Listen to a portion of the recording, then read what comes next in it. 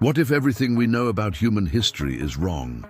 Imagine temples built thousands of years before farming colossal stone boxes, carved with impossible precision, giant drawings across deserts, only visible from the sky, and even a computer built 2,000 years before it should have existed. These are not myths or legends, they are real discoveries that leave even the smartest archaeologists stumped. And the deeper you go, the stranger it gets. Because the final mystery on this list is so shocking, experts are too afraid to even open it. Göbekli Tepe. Turkey coming in at number 10 is a discovery that basically rewrote the first chapter of human civilization. Göbekli Tepe. Tucked away in southeastern Turkey, this huge complex of massive stone pillars was first spotted in the 1960s but brushed off as a medieval cemetery. It wasn't until 1994, when German archaeologist Klaus Schmidt took a second look, that its real story began to claw its way out of the earth. And what he found was staggering. Carbon dating showed the site is about 12,000 years old. That's 6,000 years older than Stonehenge and 7,000 years older than the Great Pyramid. But here's where it gets really weird.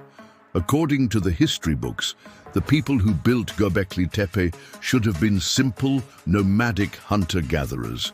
They weren't supposed to have complex societies, settlements, or, most importantly, agriculture. The very things civilization is supposedly built on. And yet, Göbekli Tepe is a masterpiece of engineering. It's made of multiple circular structures, with massive T-shaped pillars at their center, some standing over 18 feet tall and weighing up to 50 tons. These aren't just rough rocks. They're covered in elegant carvings of animals like foxes, lions, and vultures. This discovery presents a huge chicken and egg problem. For decades, the thinking was that farming came first, which allowed people to settle down, which then led to complex societies, religion, and huge building projects. Göbekli Tepe flips that idea on its head.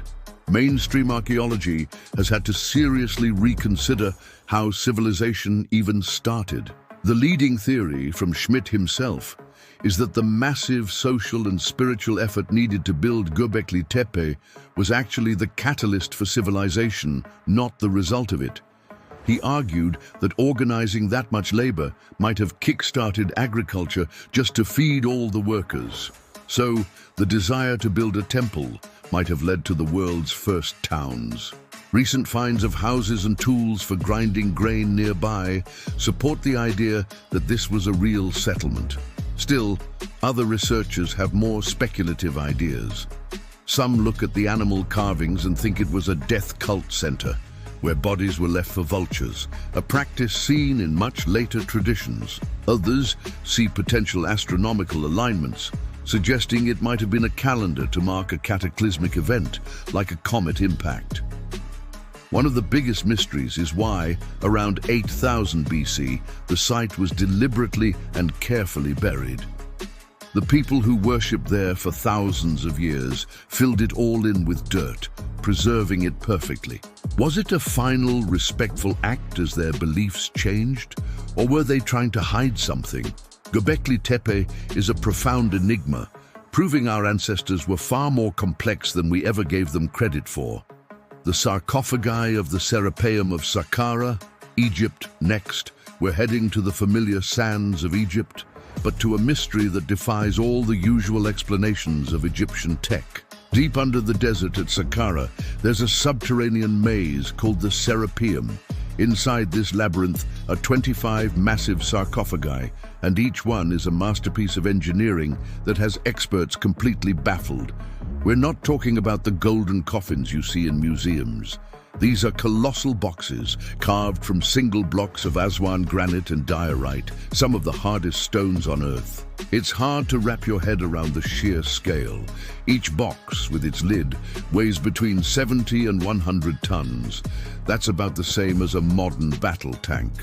And yet, the craftsmanship is almost unbelievable. The surfaces are polished to a mirror shine, with perfectly flat planes and razor-sharp 90-degree inside corners. Modern engineers have measured them and found the tolerances are so precise they would be difficult to replicate even today with our best machines. The lids fit so perfectly that you often can't slide a piece of paper between them, creating an almost perfect seal. So here's the mystery. According to mainstream Egyptology, these were made around 300 BC to bury the sacred Apis bulls, which were worshipped as gods. The official story says that ancient craftsmen did all this with simple bronze chisels, copper saws, and stone pounders. But for many researchers and engineers, that explanation just doesn't add up. How could a civilization with supposedly simple tools quarry a 100-ton block of granite, haul it over 500 miles, and then carve it with modern precision? The inner corners are so sharp, it seems impossible they were made by hand with stone balls, which would naturally create a rounded edge. On top of that, when the Serapeum was discovered in 1851, all but one of the sarcophagi were empty. The one that was sealed didn't contain a sacred bull mummy, just a jumbled mess of bones and tar. So if they weren't for the Apis bulls, what were they for? This has led to some wild theories. Some researchers suggest the ancient Egyptians had some kind of lost advanced technology, maybe using sound or vibrations to cut through stone. Others argue the sarcophagi are much older than the Egyptians and were just found and reused by them. Mainstream archaeology tends to dismiss these ideas, saying we're just underestimating the ingenuity of the Egyptians. But the questions won't go away. Why this impossible precision? How were they moved into those tight tunnels? And why were they empty? The sarcophagi of Saqqara sit in the dark, silent proof of a technology that still stumps us all. The Nazca Lines, Peru. From the dark tunnels of Egypt, we head to the sun-baked plains of Peru, home to one of the world's most stunning mysteries. Scratched into the desert floor across nearly 200 square miles are the Nazca Lines. Hundreds of gigantic geoglyphs created between 500 BC and 500 AD. These aren't just doodles. We're talking about vast geometric shapes, lines, trapezoids, spirals, and over 70 colossal drawings of animals and plants, including a hummingbird, a spider, and a monkey. The mystery isn't just what they are, but how and why they were made. Some of these figures are over 1,200 feet long, bigger than the Empire State Building. Their full grandeur is only truly visible from high in the air. This single fact has fueled decades of speculation. The Nazca people made them by removing the dark, reddish pebbles from the desert surface to reveal the lighter ground underneath. But why would a culture create enormous art that they themselves could never see in its entirety from the ground? How did they keep the proportions so perfect over such vast distances? Mainstream archaeology has a few good theories, though none are certain. The leading idea is that the lines were for religious rituals. The Nazca Desert is one of the driest places on Earth, so water was everything. Many believe the lines were pleas to the gods for rain. The animal figures might be sky deities, and many of the long, straight lines point toward water sources in the mountains. Researchers have shown that it's possible to scale up small drawings with remarkable accuracy using simple stakes and long ropes, and some figures can be partially recognized from nearby hills. But that visible from the air part has, of course, led to more fringe ideas. The most famous came from Erich von Däniken, who suggested they were runways for alien spacecraft. This has been pretty thoroughly debunked. The soft ground could never support a heavy craft. Still, the idea sticks around because it's a simple answer to a weird problem. A less extreme theory suggests the Nazca might have developed hot air balloons. In the 1970s, a team actually built a working balloon using only materials the Nazca would have had, proving it was at least possible. Even with modern drones discovering new glyphs all the time, the ultimate purpose of the Nazca lines is still a mystery. Were they a giant map of the stars, a prayer to the gods, or something else entirely? They remain a sprawling, silent message on the desert floor. and we still don't know who the intended audience was. The Antikythera mechanism, Greece. For number 7, we're diving beneath the Aegean Sea, where in 1901, a group of sponge divers stumbled upon something that would rewrite the history of technology. Near the island of Antikythera, they found the wreck of a Roman cargo ship. Among the statues and pottery, they pulled up a corroded, lumpy-looking piece of bronze and wood. For decades, it sat in a museum in Athens, mostly ignored. It was only when it started to break apart, revealing a complex web of interlocking gears inside, that anyone realized what it was. This was the Antikythera mechanism. Dating to around 100 BC, this device is now known as the world's first analog computer. Nothing remotely this complex would show up again for another 1,000 years. Using high-tech 3D X-ray scans, scientists have peered inside and figured out what it did, and what they found was mind-blowing. The mechanism was a hand-cranked calculator of the cosmos. By turning a knob, you could track the positions of the sun, the moon, and the 5 planets known to the Greeks. It could predict eclipses with incredible accuracy and even kept track of the 4-year cycle of the Olympic Games. It even accounted for the moon's wobbly orbit using a clever pin and slot system, a stunningly advanced piece of astronomical knowledge. The mystery here is twofold. First, who on earth could have built it? The quality of its 30-plus gears suggests it was the result of a long tradition of mechanical engineering, a tradition for which we have zero other evidence. It seems so out of place for its time. Second, why did this technology just disappear? The mechanism represents a leap in knowledge that seemingly vanished after the fall of Rome, lost to the Western world for a millennium. Was this a one-of-a-kind masterpiece? Or are there others like it still waiting in shipwrecks and ruins? The existence of this one device challenges our whole view of the ancient world. It proves that some people back then didn't just understand the cosmos in theory, they could model it in a physical machine. It's such an anomaly that some have wondered if the knowledge to build it came from an even older, lost source. While it fits within the context of Greek astronomy, the fact remains, it's a ghost. A single piece of technology with no known parents and no children. It's a stunning reminder that the past was far more advanced than we think, and that whole branches of ancient knowledge might be lost to time forever. We're halfway through our list, and the mysteries are only getting deeper. From buried temples to cosmic computers, these discoveries prove that our history is anything but settled. If you find these enigmas as fascinating as we do, make sure to hit that subscribe button and ring the bell so you don't miss our future explorations into the unknown. The Drop 45. Drive Lane, Lake Michigan, Huron, USA. You might not expect to find an archaeological mystery rivaling Stonehenge in the Great Lakes, but that's exactly where number 6 takes us. In 2014, researchers exploring a submerged land bridge 120 feet below the surface of Lake Huron made an incredible find. They discovered a complex stone structure that dates back a mind-boggling 9,000 years. That makes it thousands of years older than both Stonehenge and the pyramids. It's been nicknamed the Drop 45 Drive Lane, and it's the most complex prehistoric hunting structure ever found in the region. It's basically a sophisticated trap for hunting caribou. It consists of 2 parallel lines of stones that form a lane, funneling animals toward a natural dead end where hunters would be waiting. There are even V-shaped hunting blinds made of stone where the hunters could hide. 9,000 years ago, at the end of the last ice age, this land bridge was a critical migration route for huge herds of caribou. The mystery here isn't what it is, but what it represents. Like Göbekli Tepe, this site challenges our old-fashioned ideas about primitive, prehistoric people. Building something this large would have required a ton of social organization and cooperation between different groups.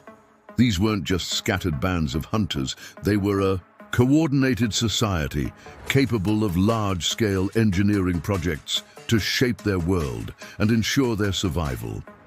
Archaeologists even found stone flakes from tool making inside the hunting blinds, a ghostly little glimpse into the lives of these ancient people as they waited for the herds. What's really cool is that nearby sonar imaging revealed a stone carving of what appears to be a mastodon, an animal that went extinct right around the time the site was being used. This gives us a direct link between these people and the Ice Age megafauna. The site has been perfectly preserved by the cold, fresh water, offering an amazing window into a lost world.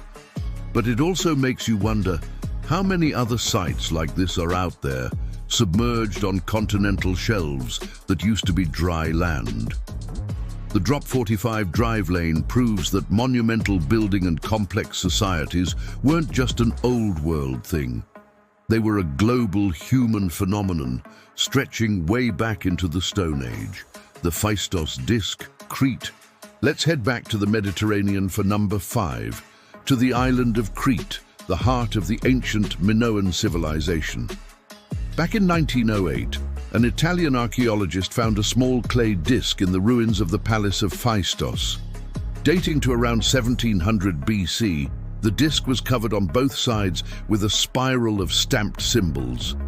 Over 100 years later, the Phaistos disc is still one of the most frustrating puzzles in archaeology because despite countless tries, no one can read it. The disc is covered with 242 imprints made from 45 unique symbols. They're little pictures: a walking man, a feathered headdress, a ship, a bird. They're arranged in groups, and the whole text spirals towards the center.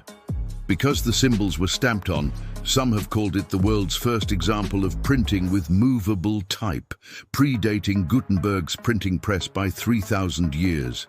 That alone is a technological marvel. But the real mystery is the message. What does it say? The problem is, the script is a one-of-a-kind. It doesn't match any other known writing system, so there's no Rosetta Stone to help crack it. Without a key, every attempt to decipher it is just an educated guess, and the theories are all over the map. Some think it's a hymn to a Minoan goddess. One linguist who has spent decades on it believes he's identified phrases that mean great lady or pregnant goddess, suggesting a prayer. Other theories say it could be a legal document, a calendar, an adventure story, or even a weirdly complex game board. People can't even agree on which way to read it, from the center out or the edge in. Some have even suggested it's a brilliant modern forgery, but most archaeologists are confident it's a genuine Minoan artifact. So we're left with this tantalizing message from a lost world that we can see but can't understand. The Phaistos disc is a profound symbol of how much of the ancient world is still locked away from us. It's a silent testament to a language, a culture, and a belief system that have been completely lost to time. What was so important that the Minoans stamped it into clay forever? For now, we can only guess. The Great Pyramid of Giza, Egypt. At number 4 is maybe the most iconic mystery on the planet, the Great Pyramid of Giza. Built over 4,600 years ago as a tomb for the pharaoh Khufu, it's the last of the 7 wonders of the ancient world still standing. It's made of about 2.3 million stone blocks, some weighing as much as 80 tons. The sheer scale and precision of it all still boggles the minds of engineers today. The biggest mystery has always been, how did they build it? The mainstream view is that it was done through the incredible ingenuity and manpower of the Egyptian people. Discoveries like the diary of an overseer named Mera have given us amazing details, describing how limestone was floated down the Nile and through man-made canals right to the pyramid's base. The leading theory for getting the blocks up involves giant ramps, but nobody agrees on what kind of ramp. A single, long, straight one would have been a bigger construction project than the pyramid itself. A spiral ramp would have blocked the sightlines needed for the pyramid's perfect alignment. But even with new discoveries, a lot of questions remain unanswered, which has led to more speculative theories. The pyramid is aligned almost perfectly to the cardinal. Directions, off by less than 1/10 of a degree. Its location on the globe also happens to correspond in a strange way to the speed of light, a coincidence that many find hard to dismiss. This is where you get into fringe theories, often dismissed by mainstream science, that propose the pyramid wasn't a tomb at all, but some kind of power plant or machine. Proponents point to weird features like the narrow shafts leading out of the king's and queen's chambers. Egyptologists call them ventilation shafts, but they were sealed at both ends. Recently, the Scan Pyramids project used cosmic ray imaging to find a massive 100-foot-long hidden void above the Grand Gallery, and no one has any idea what it's for. Some researchers even challenge the 4,600-year-old date, pointing to what they see as signs of water erosion on the Sphinx, suggesting it could be much older, maybe 12,000 years old, from a time when Egypt was much rainier. While these ideas are highly controversial, they highlight just how much we don't know. The Great Pyramid is a puzzle built on a scale that defies easy answers, its secrets still sealed within its mountain of stone. Emperor Qin Shi Huang's tomb, China. For our third discovery, we're going to China, to a tomb so huge and so dangerous that it has been deliberately left sealed for over 2,200 years. This is the mausoleum of Qin Shi Huang, the first emperor of China, who died in 210 BC. His tomb complex is a sprawling, underground city, a replica of his entire empire for him to rule in the afterlife. The world first saw a piece of it in 1974 when farmers digging a well accidentally discovered the terracotta army.